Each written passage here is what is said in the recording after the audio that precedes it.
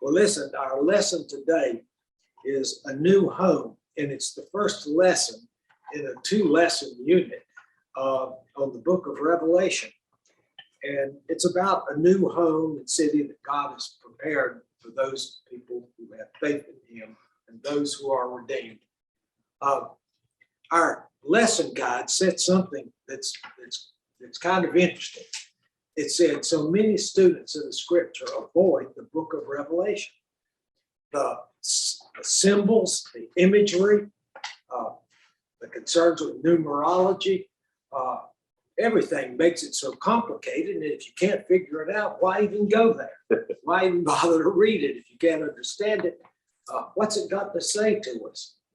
And then, of course, there are other questions related to it.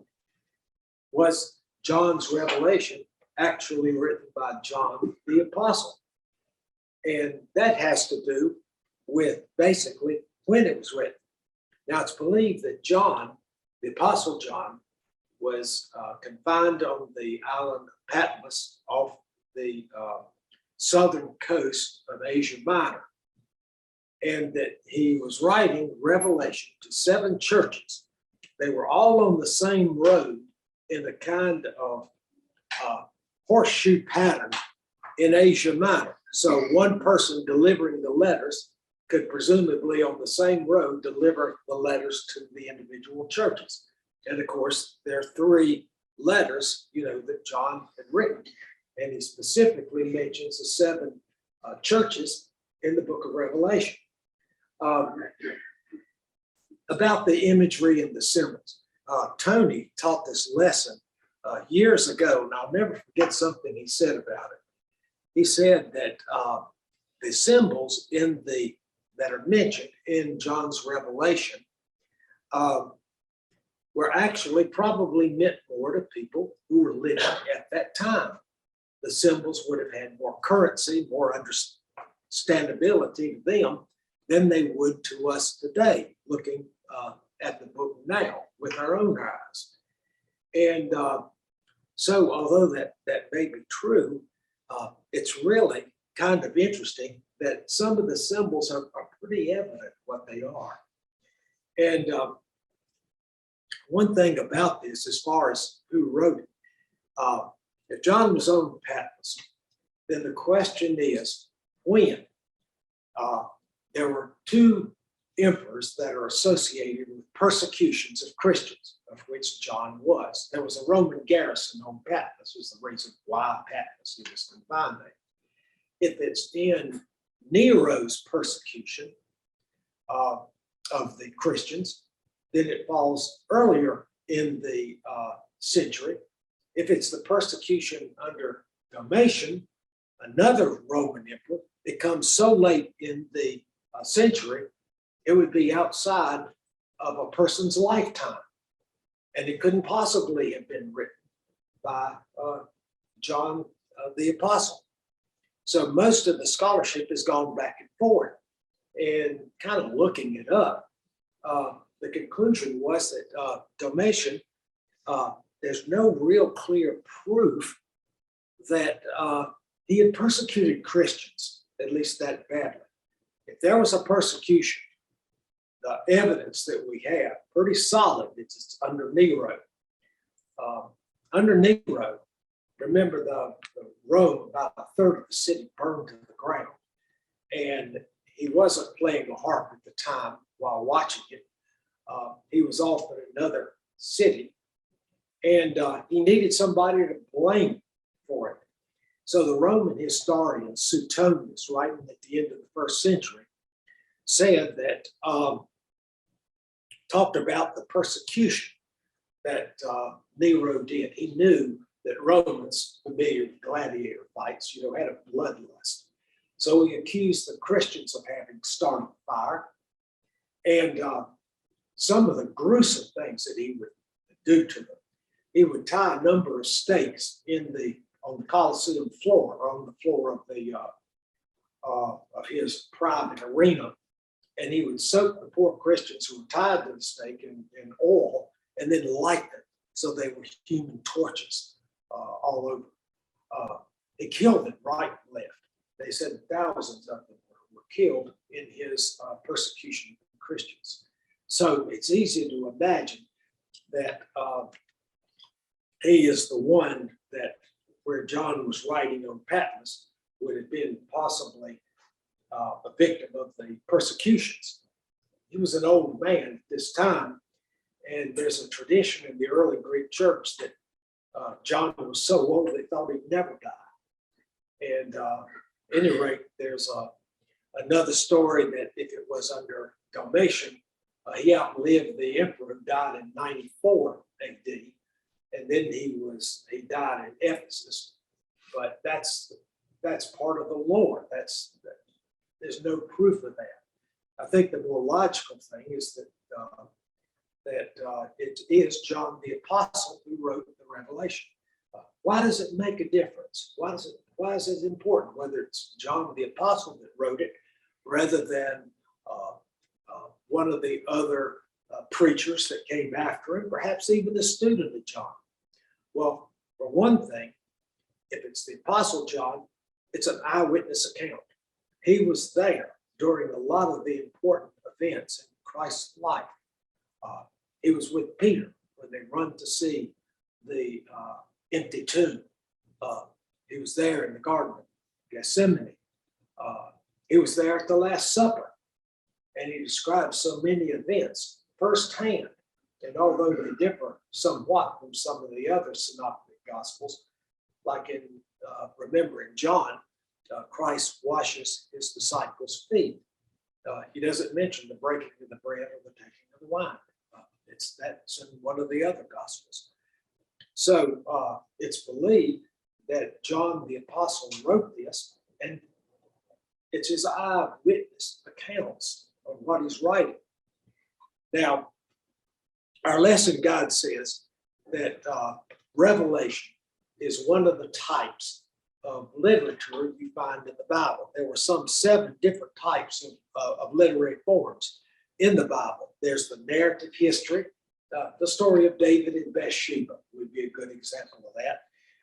Poetry, songs, wisdom literature, Job, Ecclesiastes. Vanity, said the preacher, all is vanity. There's prophecy, as in Isaiah. And then, of course, there's the epistles, the letters. That's a form. And Paul's letter to the Romans, where he tries to bring the 2 churches in Rome together into one, mainly Jewish and the other, just the Christian Gentile. The parables seem to fall outside of the group. It's a story that's meant to teach a moral. What's right and wrong, the prodigal son. Now, the interesting thing, there are other apocalyptic books in the Bible. Now, Revelation, the Greek word for revelation is apocalypse, meaning to uncover, to disclose, to reveal. It's looking over the horizon of what comes next. And in John's apocalypse, in John's revelation, it's Jesus Christ who is received from God. That is the focal point of the whole book. And one of the other types of apocalyptic literature that really stands out, and it didn't occur to me until I went back and started looking it over, is the second part of the book of Daniel from the Old Testament. Now, you remember the first part of Daniel is there something like 5 or 6 moral tales on what a Jewish person should do to maintain his traditions, his beliefs. The first one starts out with, now remember, Nebuchadnezzar, this is written during the Babylonian captivity. Nebuchadnezzar is feeding those in the palace meats and other things, and it's against Daniel's religion. Daniel was one of the group that was taken into captivity. First of all, Nebuchadnezzar took government leaders, people from well-known families, and then they would be expected first to be able to add some structure to the herds of the Jewish people brought in the second or third waves to Babylon. The one thing you find out about Daniel is he's a diplomat. And he is the one that interprets Nebuchadnezzar's dream. And we have, first of all, Nebuchadnezzar has a troubling dream one night. He's frightened and he wants to know what the meaning of the dream is. Now, he has a number of advisors in court, but he's not going to tell them what the dream is. He says, no, to prove that you know what you're talking about, you have to tell me what I dreamed and then what the meaning is. Okay, nobody can do it. Daniel prays and he knows what the dream is. There's a figure, a towering figure on the desert floor with the helmet of gold, a breastplate of silver, and bronze legs. But unfortunately, his feet are made of clay. And so, of course, the feet gave way, and this tall statue thunders to the desert floor, breaking into pieces. And what Daniel reasons is, we're all mortal. We're all going to die. Nebuchadnezzar, living in Babylon with its hanging gardens, you know, one of the wonders of the ancient world, he knows he's going to leave it. But knowing that brings him some comfort. So Daniel is raised to a high position in government. And then you've got Belshazzar coming after Nebuchadnezzar. And Belshazzar, you know, that's what, you know, we got. He had feet of clay. That comes from the first part of Daniel. But the second part is a hand writes on a wall in front of Belshazzar, telling him he's going to die that night. You know, that can't be welcome news. No way, that would spoil dinner, wouldn't it? You wouldn't wait around for dessert. And so that's another phrase we get from Daniel. Have you seen the handwriting on the wall? You know, and of course it happens. So why is the book of Daniel so important in looking at Revelation? Now remember, Daniel is from the Old Testament. Revelation is from the New. And the one thing, the second part of Daniel is an apocalyptic vision. There are two visions. And the first vision also has complicated imagery to it. You've got four kingdoms described as beasts. Now, if you're living back then, what were some of the four kingdoms? And what difference does it make? Well, you've got Babylon. Who's going to overtake Babylon? Persia. Who's going to overtake Persia? Greece under Alexander the Great. And then what's going to happen when Alexander dies? Okay, in Daniel's vision, there is a horned beast, and the horns break into four parts, which could be that when Alexander the Great dies, his generals divide up his kingdoms. The Ptolemies got Egypt, Seleucids got Asia Minor, and the other two generals got the other two parts. Alexander got all the way to India before his men were threatening to revolt. And it's also, there's a theory around, never proven, of course, that the generals got together and poisoned Alexander. And with some wine and mulled wine, and they had a trial run about a week before when they got his best friend under the same way, same circumstances. And so the interesting thing, the Ptolemies wanted to be worshipped as gods. Later, the Roman emperors wanted to do the same thing. Cleopatra was a descendant of Ptolemy, but because she was, they said that she was more Greek than she was Egyptian. They tried to keep, you know, God in the family. They all wanted to be, you know, as gods. So what difference does it make? All the symbols. Well, in the first place, the one thing that when you remember Fiddler on the Roof, remember the tune tradition, the importance of tradition. So if you've got Daniel being the first part, you could think of that in a tradition of what comes later in Revelation. Now, in Daniel, Daniel describes God's Son who will rule over the earthly kingdom. And he describes him, in robes of white, of light. He describes it in light. And then later, you have in Revelation, Christ is really the important figure in Revelation. And so it's the fulfillment of it. It would certainly be more palatable if the Jewish people said, look, this is just part of the tradition. Christ is the fulfillment of God's Son who will rule over earthly kingdoms.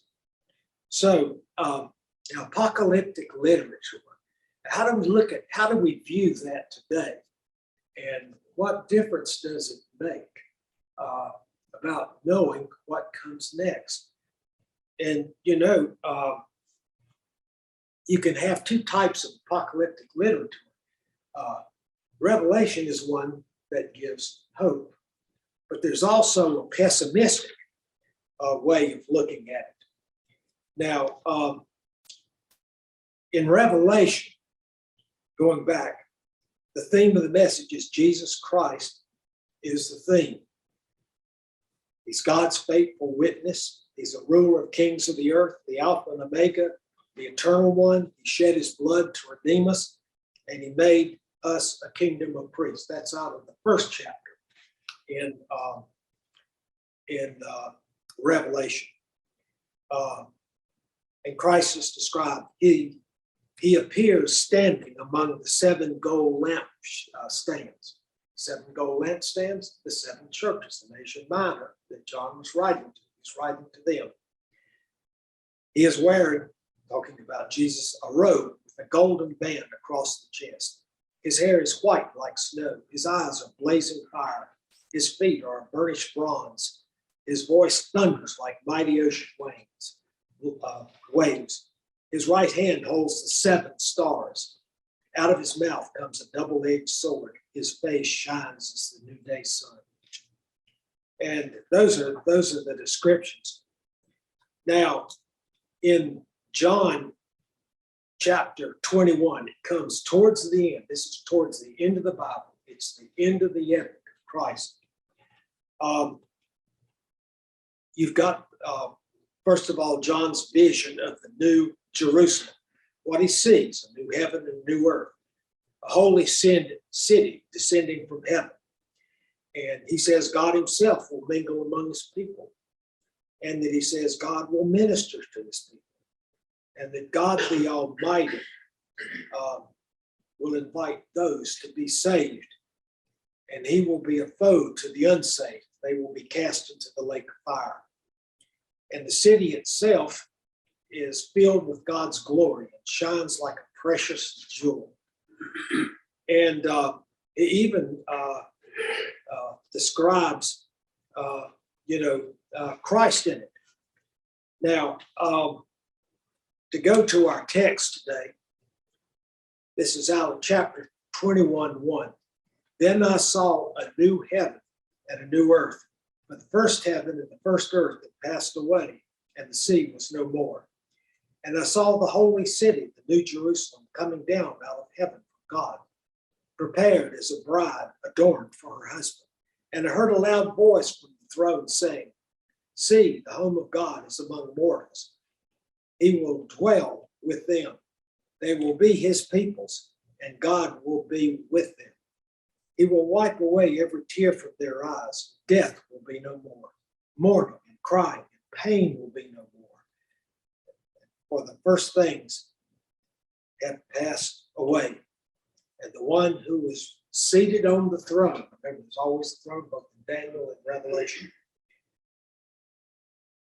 And the one seated on the throne said, see, I am making all things new. Not new things, but the things that are here will be made new. So that is that's the scripture. And going back to what apocalyptic literature is, you can have hopeful apocalyptic literature, and literature that's pessimistic. It can go either way. And so the one thing about when I think about different eras and times, when we think about Daniel's message and John's, the Apostle John's message, kingdoms, empires come and go, but God remains. That seems to be the shining truth.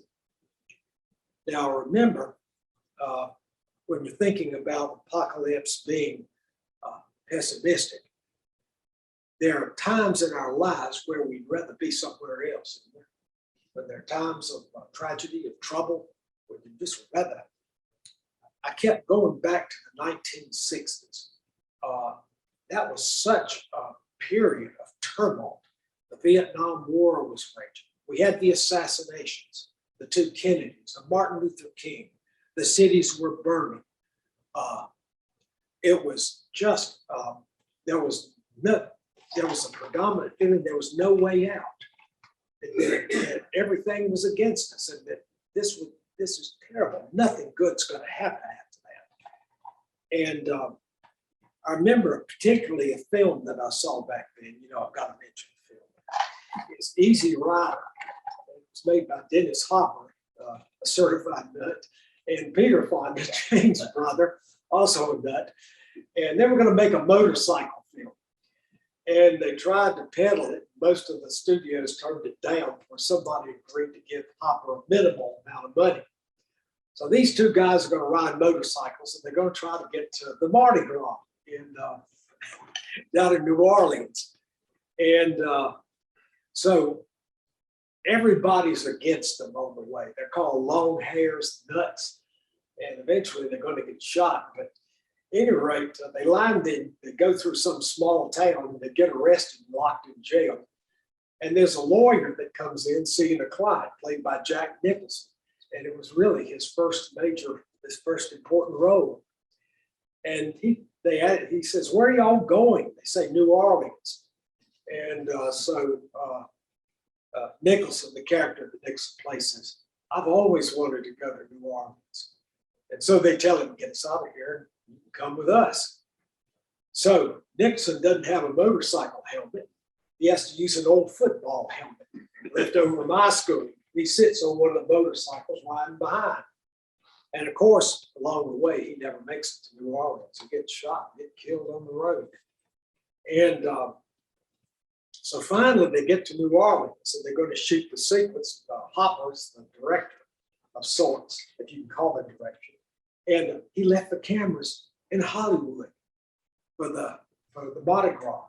And they had to shoot it with a home 16 millimeter camera. And that's why the sequences in New Orleans are out of focus. They had to shoot with a 16 millimeter camera. So they finally put it together. And I guess the movie, because of its message, both the motorcycle riders are killed. A couple of guys in the pickup truck with shotguns, and their bodies burned, left burning beside the road. It's the last thing that you see of it. No way out, no way against the prevailing thoughts. About this time, you had the Tet Offensive, where we had been told we were winning the war, and all of a sudden, although the Tet Offensive failed militarily, it didn't fail from a public relations point of view. Everybody realized at that point they'd been lied to, and things were not going well if they could mount an offensive like that. And Johnson saw the handwriting, President Johnson saw the handwriting on the wall, And when Walter Cronkite came out against the war as unwinnable, Johnson knew it was over. And on the March night, he pulls himself out of running for president in '68. And so then it's right interesting. At the beginning of the 1970s, there's a whole different feeling in the United States. People begin to feel more hopeful. And the one thing that the book mentions, a tune by Three Dog Night called Shambhala. Do y'all remember that from 1970s? and three dog night. I had to do a contract for Little John Coliseum for Three Dog Night. A lot of the rock groups just love these large basketball coliseums. And the one in Clemson was built by Wagner Construction Company. And so at any rate, Three Dog Night was going to appear. And so they were out of William Morris in New York, and there was a promoter, and it was selling us the contract. And of course, it was really fill in the blank. There's nothing grand about it. And the morning of the concert, I remember Dr. Frank Burton, who's on the faculty, coming into the student affairs office, says, "Are the three dogs here tonight?" Burton meant exactly that. But at any rate, here are the lines, and they're very hopeful for a better place. Wash away my troubles, wash away my pain with the rain in Shambhala. Wash away my sorrow, wash away my shame with the rain in Shambhala.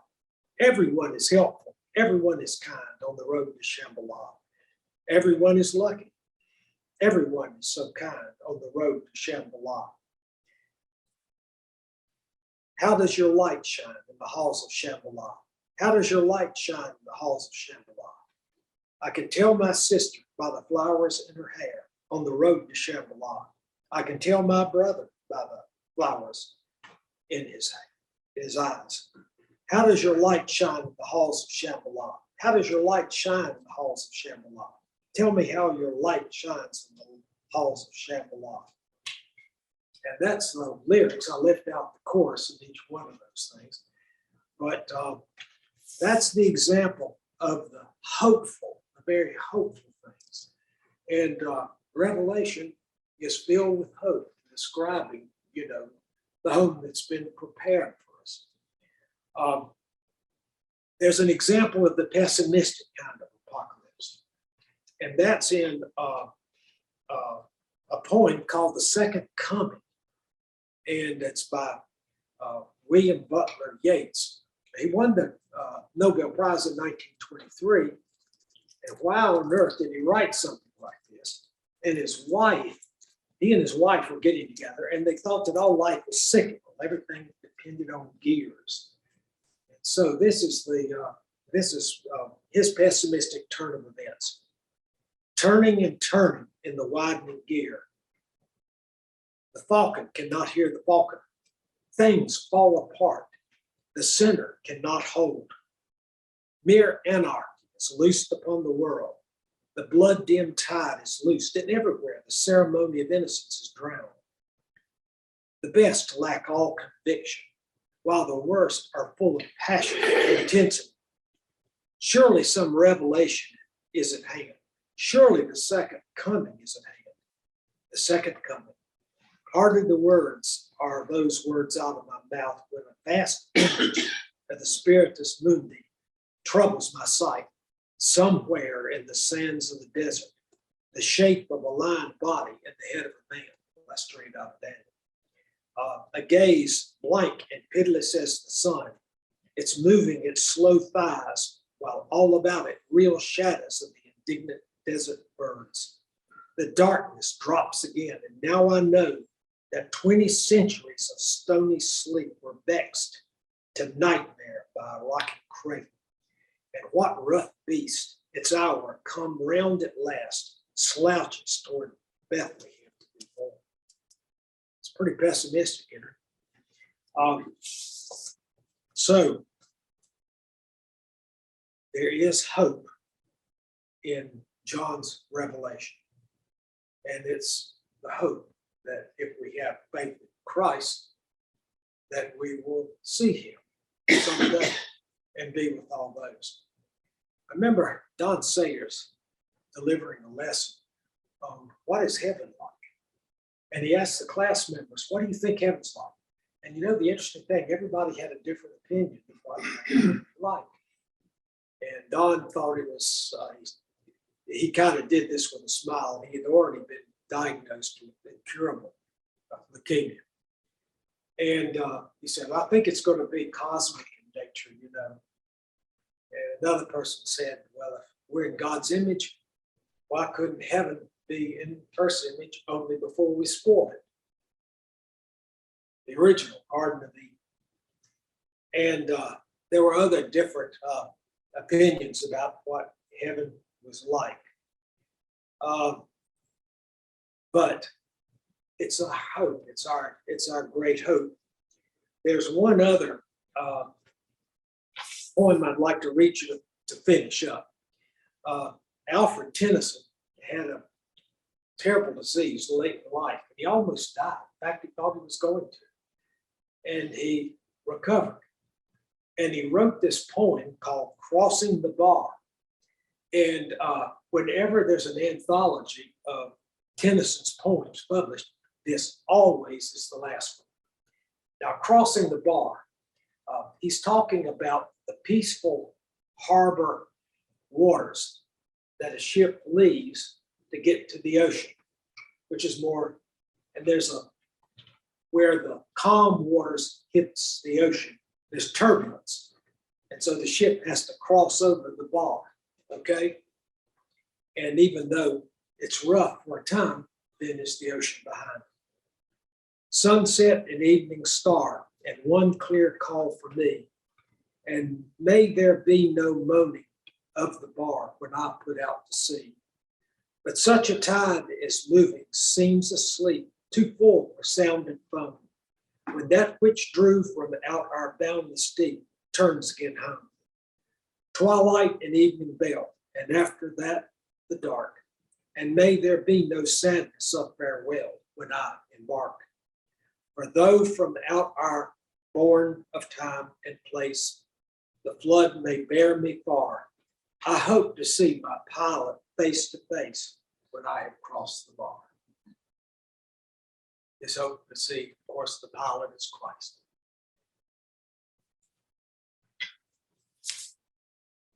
Good lesson, Vic. Money, honey.